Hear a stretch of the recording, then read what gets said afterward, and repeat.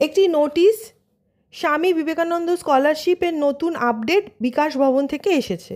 Swami Vivekananda scholarship Paschimbanga রাজ্যের ছাত্রছাত্রীদের জন্য একটি অন্যতম গুরুত্বপূর্ণ শিক্ষা সহায়তা প্রকল্প। কিছু ছাত্রছাত্রী সময় মতো টাকা পেয়ে গেলেও অধিকাংশের টাকা আটকে রয়েছে। কলেজ স্তরে টাকা একদমই দেওয়া হচ্ছে না। এবার একটু আশার আলো দেখালো বিকাশ ভবন। সেখান থেকে একটি গুরুত্বপূর্ণ নোটিশ জারি করা হয়েছে, যেখানে আটকে থাকা টাকা পুনরায় ছাত্রছাত্রীদের দিতে নূতনভাবে ফান্ড ছাড়া হয়েছে। প্রতি বছর হাজার হাজার ছাত্রছাত্রী এই স্কলারশিপের ওপর নির্ভর করে তাদের শিক্ষার খরচ, টিউশন খরচ চালায়। তবে অনেক আবেদনকারীর টাকা বিভিন্ন কারণে ব্যাংক থেকে ফেরত চলে যায়। অনেক শিক্ষার্থী স্কলারশিপের টাকা ব্যাংক অ্যাকাউন্টের ভুল থাকায় জমা পড়ে না।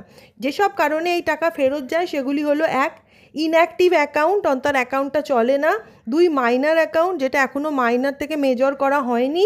ভুল অ্যাকাউন্ট নাম্বার, অনেক সময় অ্যাকাউন্ট নাম্বার ভুল দেওয়া হয়। টেম্পোরারি ক্লোজড অ্যাকাউন্ট, মানে অনেক সময় অ্যাকাউন্ট ক্লোজড হয়ে যায়। আর ভুল আইএফএসসি নাম্বার বা কোড। কি করতে হবে যাদের টাকা ফেরত গেছে?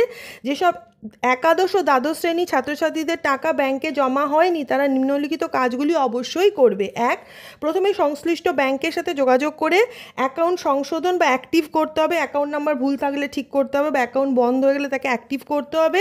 প্রয়োজন হলে কেওয়াইসি, আধার লিঙ্ক আপডেট করতে হবে। আর 2, সংশ্লিষ্ট ডিআই অফিস 11 আর 12-এর ক্ষেত্রে অথবা ডিরেক্টরেট অফিসে যোগাযোগ করতে হবে। এখনও পর্যন্ত 2024-25 শিক্ষাবর্ষে স্কলারশিপের আবেদন প্রক্রিয়া চলছে। 2025-26 শিক্ষাবর্ষের আবেদন এখনও শুরু হয়নি।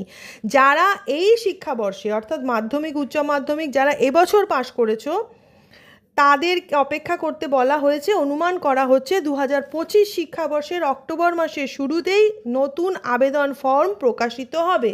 তাই তোমরা আবেদনের পূর্বে নিজ নিজ ব্যাংকে গিয়ে অ্যাকাউন্ট একবার দেখে নাও, সেটা সঠিক চলছে তো, অর্থাৎ অ্যাকাউন্ট ক্লোজ হয়ে যায়নি তো।